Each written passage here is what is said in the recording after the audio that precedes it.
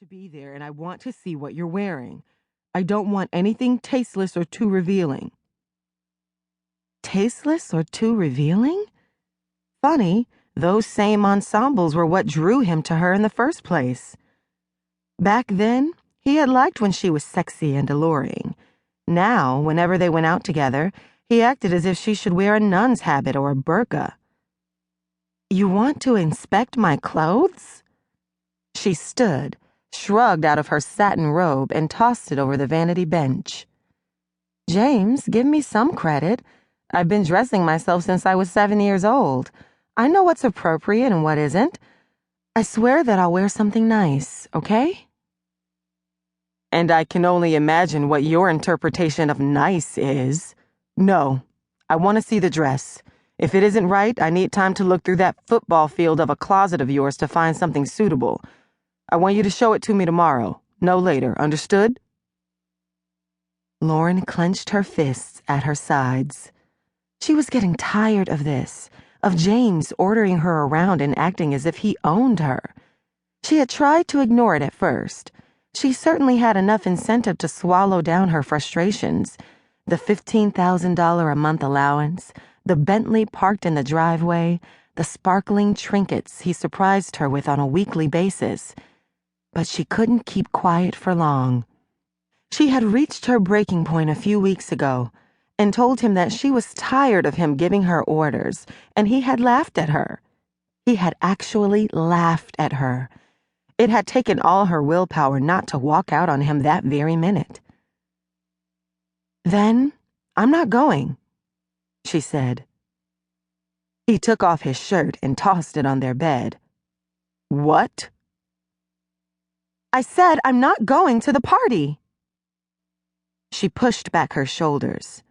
At her full height, 5'1/2", she wasn't a very imposing figure, but all the same, she wanted him to know that she meant business, that she meant what she said. "If you feel you have to approve of what I wear before you're willing to bring me in front of your precious law partners and clients, then, damn it, I'll stay home." He narrowed his eyes at her.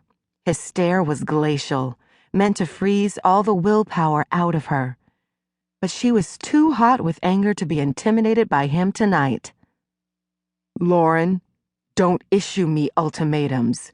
You're not in a position to. Just be a good little girl and do as I say." He raised his eyebrows. "All right?"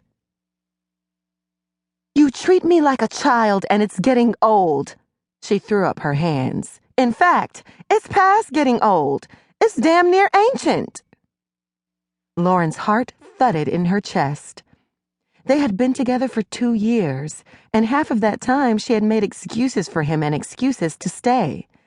But she finally had to admit it. Their relationship had to end. It was time to tender her resignation. She had fulfilled her role as James's arm candy, his young plaything, and he as her sugar daddy. James gazed at her, looking both irritated and dumbfounded. "Lauren, I don't know what the hell has gotten into you, but if you don't..." "If I don't what? If I don't what, James?" She blew an angry gust of air through her nose and crossed her arms over her chest. "Look, I'm through listening to you. I'm tired of putting up with all your bullshit. I'm done." "You're done? So you're done with me and my money? You're done with all those clothes in your closet? You're done with the trips to St. Bart's in Paris?" He chuckled. "I know you, Lauren. I know you better than you know yourself, sweetheart. There's no way you're done with me." And he's so sure of himself. He's so sure I won't walk away from him. But she would prove him wrong.